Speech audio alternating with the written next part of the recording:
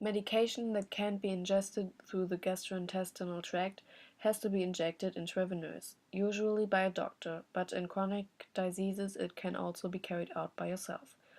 Venous blood vessels used for medication are not always easy to recognize, and if the needle is not secure in the vein, it must be punctured again at another point, literally a painful experience. Here our project Venenfinder comes into play.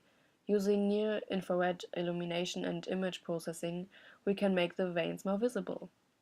Here is a comparison of different stages of the image processing with the camera image in the upper left corner, first stage in upper right, and final stages in the lower part. The colorful picture is a color map overlay. The latest prototype comes without a screen. The image is streamed to a tablet or smartphone to be more cost efficient. We have three dials for adjusting filter parameters, brightness as well as a lower and upper threshold for equalization and distribution of gray pixels.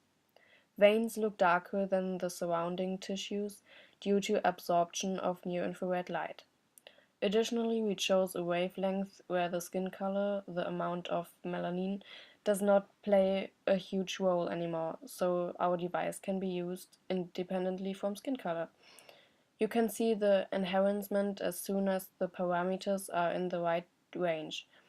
It is important to be able to change them to adjust to different environmental situations.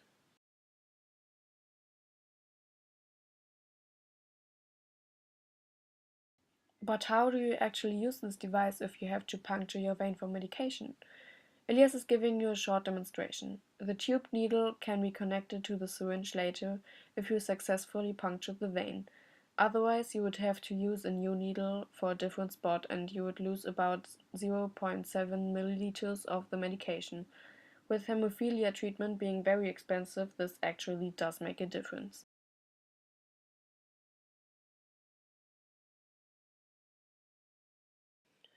We presented the final prototype at a hemophilia patient meeting in Berlin, and several people tried it immediately. The other stills show the integration of the latest changes.